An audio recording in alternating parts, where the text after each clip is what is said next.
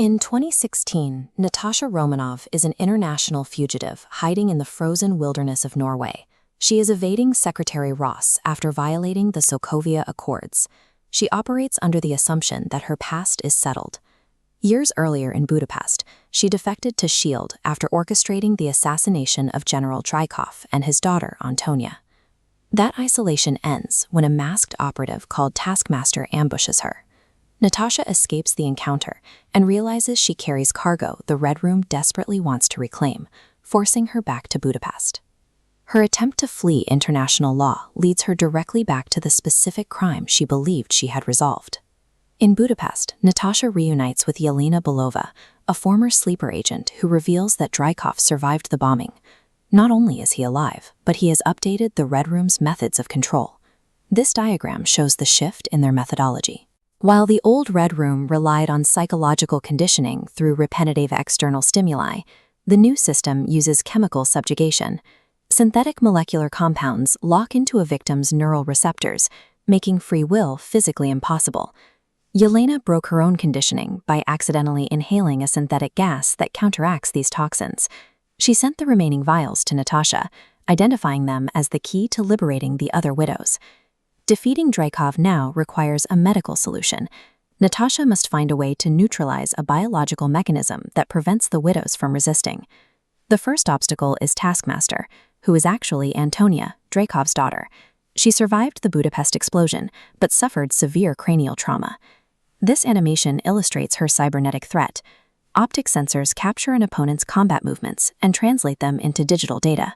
The system then routes that data through artificial neural pathways into muscular reflex commands, allowing her to mimic any fighting style instantly.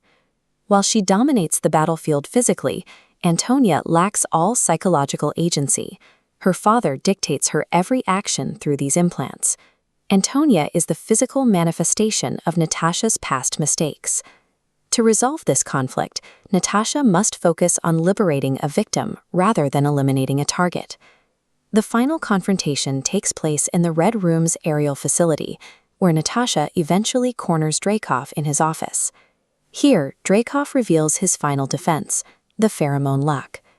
As this biochemical diagram shows, specific scent molecules from Dreykov's clothing bind to the widow's olfactory receptors. This triggers a paralyzing block in the motor cortex, making it impossible for them to strike him. Natasha's elite training and weapons are useless in his presence. As long as she can smell the pheromone, the biological loop prevents her from taking offensive action. Natasha breaks the loop by slamming her face into a desk, intentionally severing her own olfactory nerve.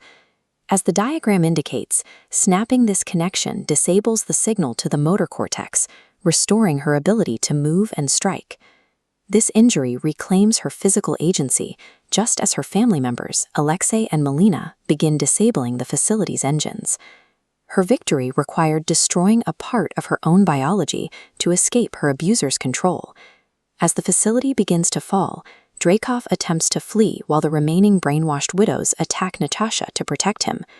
The counteragent is deployed on two fronts. Yelena uses the gas to free the attacking widows, while Natasha uses a vial to neutralize the conditioning within Antonia. Yelena kills Dreykov by destroying his transport. During the subsequent descent through the atmosphere, Natasha secures a parachute for Antonia to ensure she survives the collapse. Through this coordinated effort, Natasha and Yelena dismantled the Red Room's cybernetic, biological, and chemical systems of control.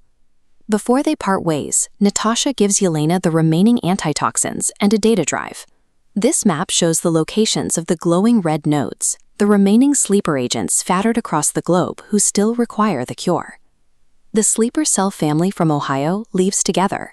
Accompanied by Antonia and the freed widows, they begin a mission to provide global liberation for the remaining victims. With her personal debts paid, Natasha takes a Quinjet to find and free her imprisoned teammates, returning to her role as an Avenger. While Natasha achieved her own closure, her death later leaves Yelena isolated. As seen in the post-credits, this vulnerability allows Valentina Allegra de Fontaine to step in, demonstrating how quickly a new system of control can replace an old one. And that's how the incredible story comes to an end.